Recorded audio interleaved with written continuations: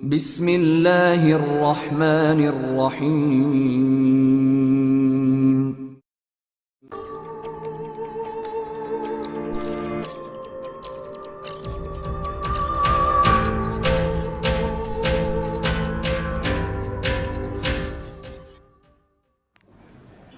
السلام علیکم دوستو، Mars action Imran series novel by Irshad al-Asar Jafri. اگر آپ نے ابھی تک ہمارے چینل جاسوسی دنیا کو سبسکرائب نہیں کیا تو سبسکرائب کریں اور بیل آئیکن پر کلک کیجیے۔ آغاز۔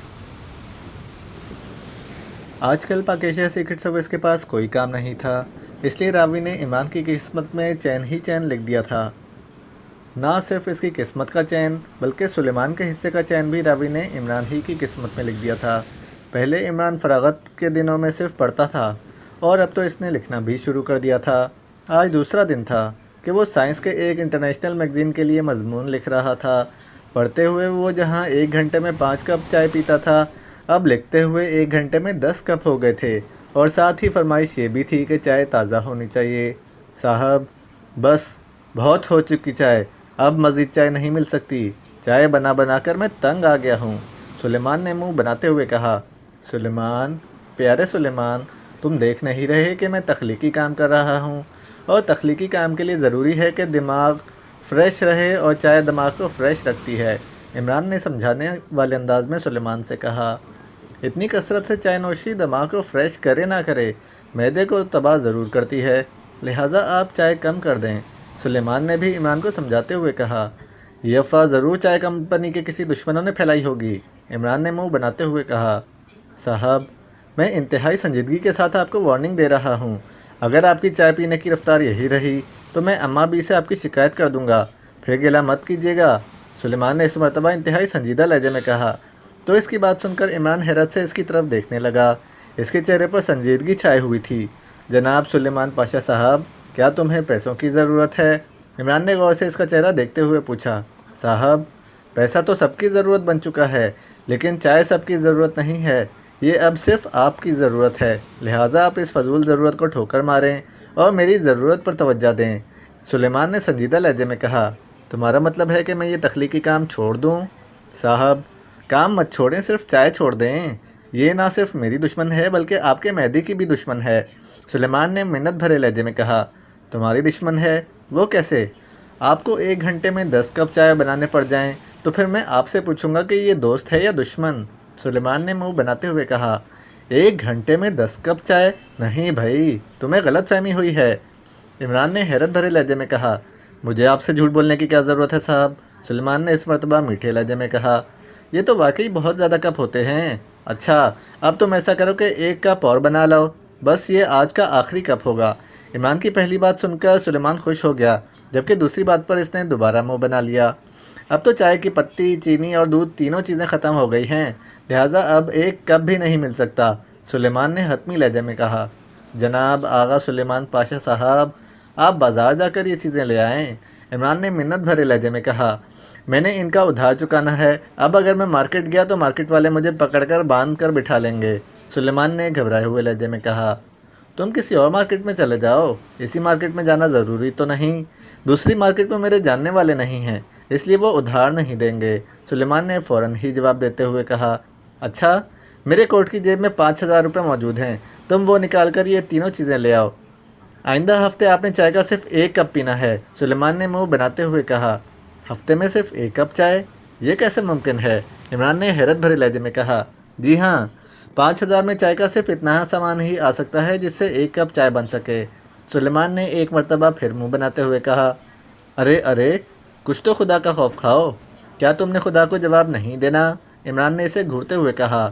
اچھا، اگر آپ کو یقین نہیں آتا تو آپ ایسا کریں کہ کسی نوخیز دوشیزہ کو ساتھ لے کر 5 اسٹار ہوٹل میں چائے پئیں، اور پھر مجھے واپس آ کر بتائیں کہ چائے کا 1 کپ 5,000 میں پڑتا ہے یا نہیں، سلیمان نے کہا تو عمران نے ایک طویل سانس لیا، کیونکہ وہ سلیمان کی اس بات کو جھٹلا بھی نہیں سکتا تھا۔ اس طرح چائے پینے پر 5,000 کیا 5 لاکھ بھی خرچ ہو سکتے ہیں، عمران نے اس کی طرف دیکھتے ہوئے کہا۔ آپ نے خود 5 لاکھ کا اعتراف کر لیا ہے، اب آپ 5 لاکھ دیں تو میں چائے کا سامان لاؤں، سلیمان نے عمران کی طرف دیکھتے ہوئے کہا، تم تو ایسے کہہ رہے ہو جیسے میں نے کسی کا قتل کا اعتراف کر لیا ہے اور تم دیت مانگ رہے ہو۔ عمران نے اسے گھٹتے ہوئے کہا، اگر آپ کی چائے کے پینے کی رفتار یہی رہی تو میری دیت آپ کو ادا کرنی پڑے گی۔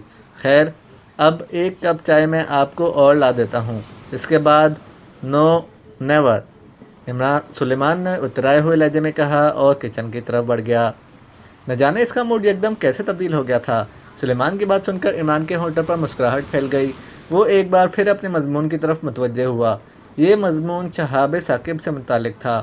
مضمون لکھنے کے لیے اس نے کئی سائنس کتابیں پڑھنے کے ساتھ ساتھ قرآن مجید کا بھی مطالعہ کیا تھا اور کئی علماء سے بھی معلومات حاصل کی تھیں۔ اب یہ مضمون مکمل ہونے والا تھا۔ اس دوران سلیمان اسے چائے دے گیا تھا۔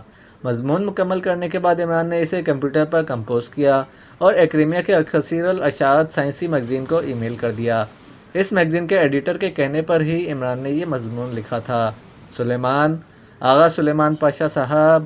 مضمون ای میل کرنے کے بعد عمران نے سلیمان کو آواز دیتے ہوئے کہا، جی صاحب، میں نے تقریباً 2 ماہ تک ذہنی کام کیا ہے اور اب فارغ ہوا ہوں۔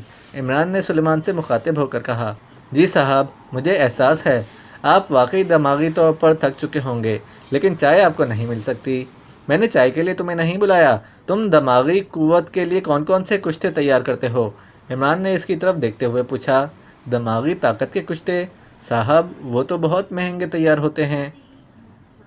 ان میں خالص سونا، چاندی، مرجان اور نہ جانے کون کون سے قیمتی اجزاء شامل ہوتے ہیں۔ مرجان تو نایاب پتھر ہے اور سونے کے بارے میں آپ جانتے ہی ہیں کہ مارکیٹ میں اس کا کیا ریٹ ہے۔ سلیمان نے مسکین سی صورت بنا کر مہنگائی کا رونا روتے ہوئے کہا، دماغی صحت کے لیے تو بادام بہت اہمیت رکھتے ہیں، یہ سونا، چاندی اور مرجان کہاں سے آ گئے؟ عمران نے حیرت بھرے لہجے میں کہا، صاحب، بادام سے کشتے تو نہیں بنتے۔ آپ نے کشتے کا کہا ہے اور کشتے کے لیے سونا چاندی ضروری ہے۔ سلیمان نے کہا، بس کشتوں کو رہنے دو، تم رات کو ایک گلاس میں 8-10 بادام بھگو دیا کرو اور صبح مجھے دے دیا کرو۔ لگتا ہے کہ اب مجھے مضمون لکھنے کا پیشہ ہی اپنانا پڑے گا۔ عمران نے کہا، صاحب، آپ کنجوس نہیں ہو گئے؟ سلیمان نے منہ بناتے ہوئے کہا، میں کنجوس ہو گیا ہوں؟ وہ کیسے؟ عمران نے حیرت بھرے لہجے میں پوچھا۔ اب جیسے ہی کسی قسم کے خرچے کی بات ہوتی ہے آپ بات پلٹ جاتے ہیں۔ سلیمان نے کہا، جب مہنگائی کا جن بوتل سے باہر نکلتا ہے تو اچھے خاصے آدمی کو بھی کنجوس ہونا پڑتا ہے۔ میں تو ویسے ہی بے روزگار ہوں۔ عمران نے کہا اور اٹھ کھڑا ہوا۔ اب اس کا ارادہ دانش منزل جانے کا تھا، کیونکہ کئی دنوں سے اس نے دانش منزل کا چکر نہیں لگایا تھا۔ عمران اور سیکرٹ سروس کے تمام ممبران ڈریم لینڈ ہوٹل میں موجود تھے۔ انہوں نے عمران سے ڈنر کی فرمائش کی تھی، کیونکہ عمران کا مضمون دنیا میں سب سے زیادہ فروخت ہونے والے سائنسی میگزین میں شائع ہوا تھا اور اسی خوشی میں انہوں نے عمران کو گھیر لیا تھا۔ عمران نے بچنے کی تو بہت کوشش کی تھی، لیکن ممبران کا گھیرا بہت تنگ تھا اور عمران کو انہیں ڈنر کرانا ہی پڑا۔ عمران صاحب، آپ کو رائٹر بننے کا خیال کیسے آیا؟ باتوں کے دوران چوہان نے عمران سے پوچھا۔ ارے، تم تو ہو سیکرٹ سروس کے باقاعدہ تنخواہ دار ممبر، کام ہو نہ ہو تمہیں تو بھاری تنخواہ ملتی رہتی ہے، جبکہ تمہارا وہ نقاب پوش باس بغیر کیس کے مجھے ایک پیسہ دینے کا روادار نہیں ہے، اس لیے روزی روٹی کا انتظام تو میں نے کرنا ہی ہے۔ عمران نے جواب دیتے ہوئے کہا، اچھا، اس مضمون کا آپ کو معاوضہ بھی ملا ہے؟ ہاں، اور اتنا ملا ہے کہ اگر میں تمہیں بتا دوں تو تم سیکرٹ سروس چھوڑ کر مضمون نگاری کو پیشہ بنا لو۔ عمران نے جواب دیتے ہوئے کہا، یہ تو ممکن نہیں ہے کہ ہم سیکرٹ سروس کو چھوڑ دیں۔ ارے، عمران صاحب نے محاورتاً کہا ہے۔ عمران صاحب کو اس مضمون کا کتنا معاوضہ ملا ہے؟ صفدر نے پہلے تنویر اور پھر عمران سے مخاطب ہو کر کہا، $20,000۔ عمران نے کہا تو وہ سب حیرت سے عمران کا منہ دیکھنے لگے۔ عمران صاحب، ہمارے ہاں کے ادیبوں کو تو کچھ نہیں ملتا۔ ہاں، ہمارے ہاں بھی ادیبوں کو بہت معاوضہ مل سکتا ہے اگر شرح خواندگی 100% ہو جائے، مہنگائی بالکل نہ ہو، روزگار عام ہو جائے، تو پھر ہمارے لوگ بھی کتابیں خریدیں گے اور پڑھیں گے۔ اب جو بندہ 2 وقت کی روٹی پوری نہیں کر سکتا وہ کتاب کیا خریدے گا؟ جب کتاب فروخت نہیں ہوگی تو بیچارے ادیب کو کیا معاوضہ ملے گا؟ عمران نے کہا، واقعی تعلیم سے دوری، بے روزگاری اور مہنگائی نے ہمارے معاشرے کی کمر توڑ کر رکھ دی ہے۔ صفدر نے اداس سے لہجے میں کہا، عمران، تم سیاسی باتیں کرنے لگے ہو، تمہاری رپورٹ کرنا پڑے گی۔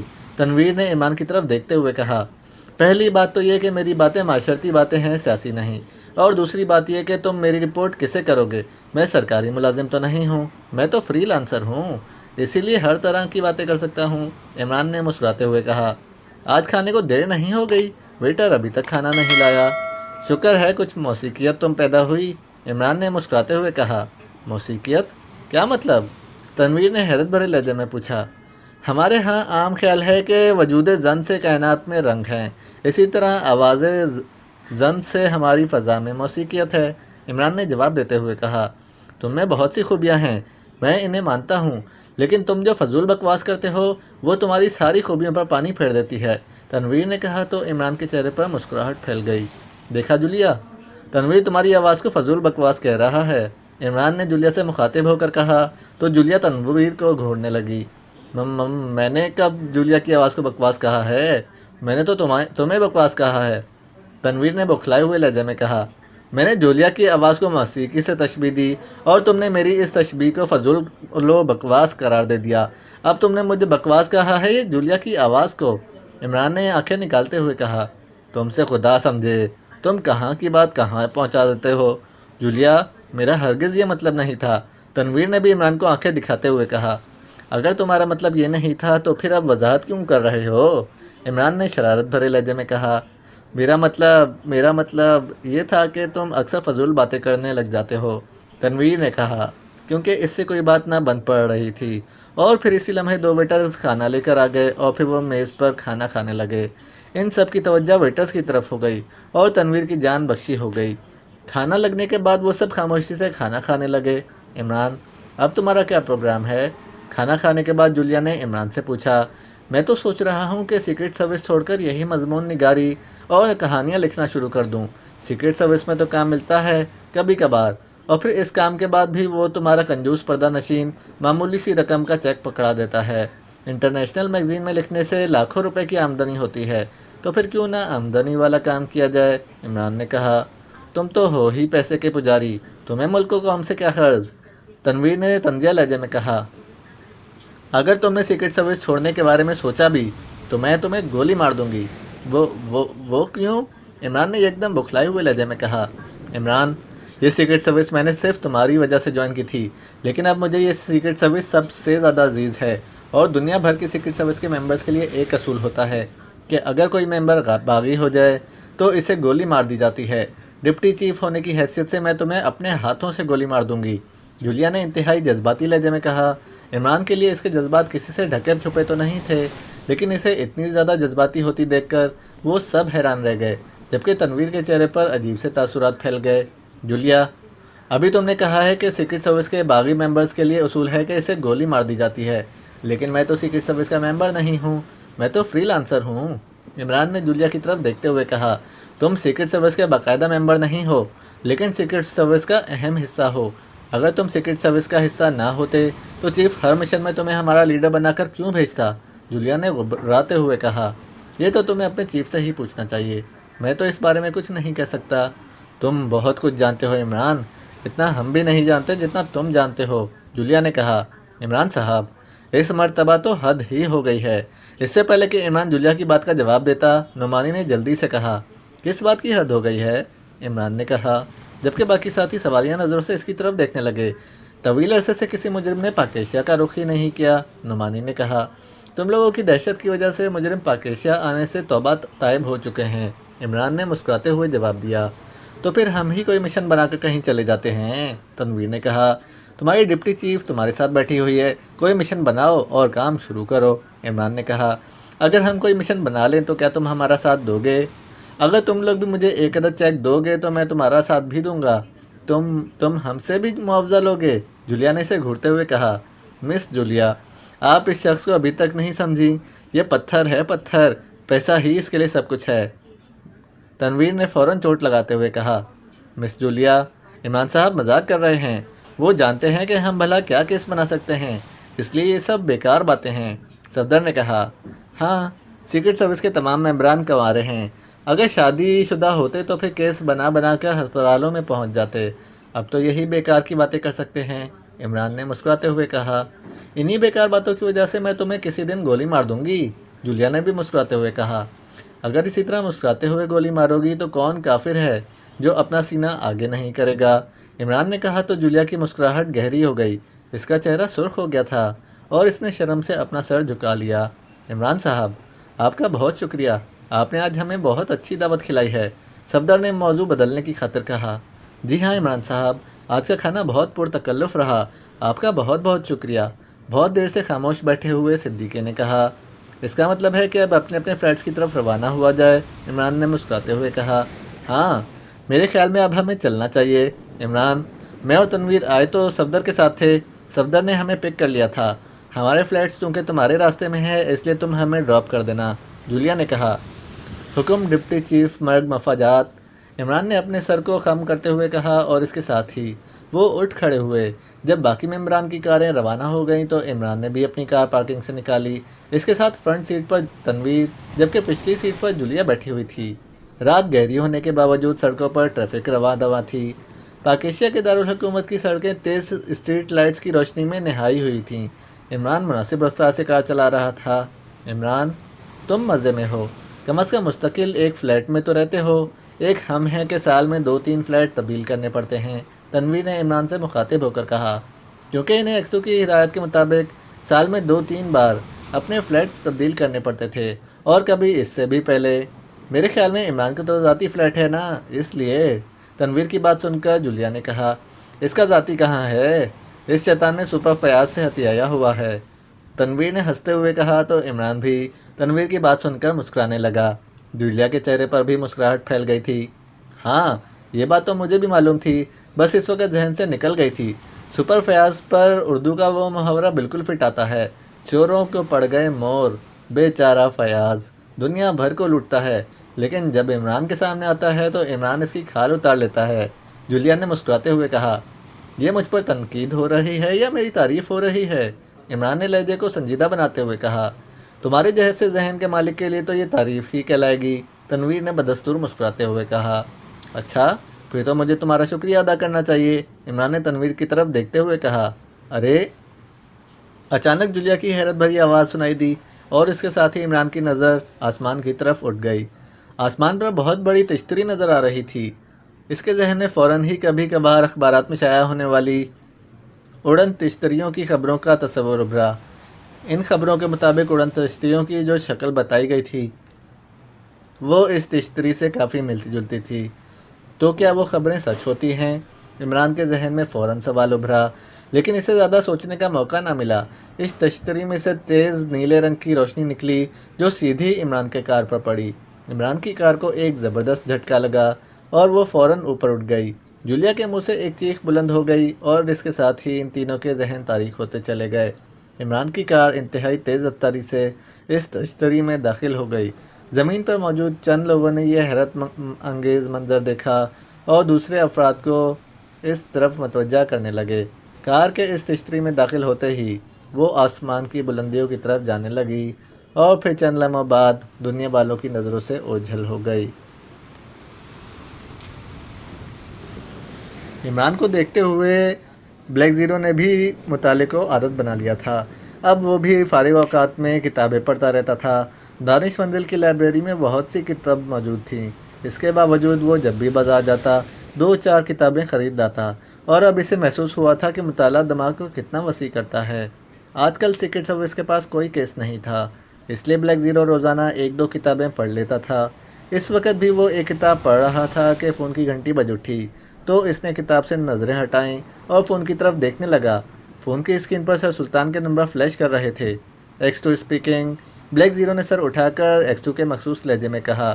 طاہر بیٹے، کیا عمران تمہارے پاس ہے؟ سر سلطان نے عمران کے بارے میں پوچھا۔ نہیں سر، عمران صاحب تو کئی دنوں سے دانش منزل نہیں آئے، بلیک زیرو نے جواب دیتے ہوئے کہا۔ تم اسے ٹریس کر کے میرے آفس بھیج دو، میں نے اس سے ایک مشورہ کرنا ہے، سر سلطان نے کہا۔ جی بہتر، میں ابھی انہیں ٹریس کرتا ہوں، بلیک زیرو نے کہا تو سر سلطان نے اللہ حافظ کہہ کر سلسلہ منقطع کر دیا۔ بلیک زیرو نے کریڈل پر ہاتھ رکھا اور پھر ٹون آنے پر اس نے عمران کے موبائل فون کے نمبر پریس کرنے شروع کر دیے، لیکن دوسری طرف خاموشی رہی، نہ تو بیل گئی اور نہ ہی کوئی کمپیوٹر میسج موصول ہوا۔ بلیک زیرو نے 2-3 مرتبہ کوشش کی لیکن رابطہ نہ ہو سکا۔ پھر اس نے قریب رکھا ہوا ٹرانسمیٹر آن کیا اور اس پر عمران کی فریکوینسی ایڈجسٹ کرنے لگا، لیکن ٹرانسمیٹر پر بھی خاموشی رہی۔ کچھ دیر کی کوشش کے بعد بلیک زیرو نے اپنی کوشش ترک کر دی اور دوبارہ فون کا ریسیور اٹھایا۔ اس مرتبہ اس نے عمران کے فلیٹ کے نمبر پریس کیے تھے۔ ہیلو، کس کی انگلیوں میں خارش ہو رہی ہے؟ دوسری طرف سے ریسیور اٹھائے جانے کے بعد سلیمان کی آواز سنائی دی۔ سلیمان، میں طاہر بول رہا ہوں، عمران صاحب کہاں ہیں؟ بلیک زیرو نے سلیمان سے پوچھا۔ اوہ، طاہر صاحب تو کل شام سے گئے ہوئے ہیں، سلیمان نے جواب دیتے ہوئے کہا۔ کچھ بتا کر تو نہیں گئے؟ بلیک زیرو نے کہا۔ نہیں طاہر صاحب تو عموماً بتائے بغیر چلے جاتے ہیں، سلیمان نے جواب دیا۔ اوکے، میں انہیں تلاش کر لوں گا، بلیک زیرو نے کہا اور پھر اس نے ریسیور رکھ دیا۔ فون کا ریسیور رکھنے کے بعد اس نے ٹرانسمیٹر پر جولیا کی فریکوینسی ایڈجسٹ کی اور جولیا کو کال کرنے لگا، مگر جولیا کا ٹرانسمیٹر بھی اسے آف ملا۔ بلیک زیرو کے ماتھے پر شکنیں نمودار ہو گئیں۔ اس نے ایک بار پھر فون کا ریسیور اٹھایا اور جولیا کے فلیٹ کے نمبر پریس کر دیے۔ دوسری طرف گھنٹی بجنے کی آواز سنائی دی، لیکن کافی دیر گزرنے کے بعد بھی کال ریسیو نہ کی گئی۔ بلیک زیرو نے کریڈل دبایا اور دوبارہ ٹون آنے پر جولیا کے موبائل فون کے نمبر پریس کر دیے۔ جولیا کے موبائل فون پر بھی خاموشی ہی طاری تھی۔ اوہ، کہاں چلے گئے ہیں یہ لوگ؟ بلیک زیرو نے پریشان ہوتے ہوئے کہا اور پھر سوچنے لگا۔ چند لمحوں تک سوچنے کے بعد اس نے صفدر کے فون کے نمبر پریس کیے تو چند لمحوں بعد گھنٹی کی آواز سنائی دی۔ یس چیف، صفدر اسپیکنگ۔ صفدر، رات کو تم کہاں تھے؟ بلیک زیرو نے ایکسٹو کے مخصوص لہجے میں کہا۔ چیف، عمران صاحب نے اپنا مضمون شائع ہونے کی خوشی میں ڈیم کو ڈریم لینڈ ہوٹل میں ڈنر دیا تھا۔ ڈنر کے بعد کیا ہوا؟ چیف، ڈنر کے بعد جولیا اور تنویر عمران صاحب کے ساتھ اپنے اپنے فلیٹس پر چلے گئے۔ میں نے ان دونوں کو پک کیا تھا اور عمران صاحب نے انہیں ڈراپ کرنا تھا۔ ہم بھی اپنے اپنے فلیٹس پر آ گئے تھے، صفدر نے جواب دیتے ہوئے کہا۔ اس کا مطلب ہے کہ تنویر بھی اپنے فلیٹ سے غائب ہوگا، بلیک زیرو نے کہا۔ کیا مطلب؟ کیا عمران صاحب اور مس جولیا اپنے فلیٹ پر نہیں پہنچے؟ صفدر نے حیرت بھرے لہجے میں کہا۔ ہاں، وہ نہ صرف فلیٹ سے غائب ہیں بلکہ ان کے موبائل فون اور ٹرانسمیٹر بھی آف ہیں۔ میں چند لمحوں بعد تمہیں کال کرتا ہوں، پہلے میں تنویر کو چیک کر لوں، بلیک زیرو نے کہا اور اس کے ساتھ ہی سلسلہ منقطع ہو گیا۔ دوبارہ ٹون آنے پر بلیک زیرو نے تنویر کے موبائل فون کے نمبر پریس کیے، لیکن اس نمبر پر بھی خاموشی طاری رہی۔ پھر اس نے تنویر کے فلیٹ کے نمبر ملائے تو دوسری طرف گھنٹی بجتی رہی لیکن کال ریسیو نہ کی گئی۔ اس کے بعد بلیک زیرو نے ٹرانسمیٹر پر اس سے رابطہ کرنے کی کوشش کی، لیکن یہ کوشش بھی بیکار ثابت ہوئی، تو اس نے ایک بار پھر صفدر کے موبائل فون نمبر پریس کر دیے۔ اگلے ہی لمحے صفدر کے موبائل فون پر بیل جانے لگی۔ یس سر، صفدر اسپیکنگ۔ کال ریسیو ہونے پر صفدر کی مؤدبانہ آواز سنائی دی۔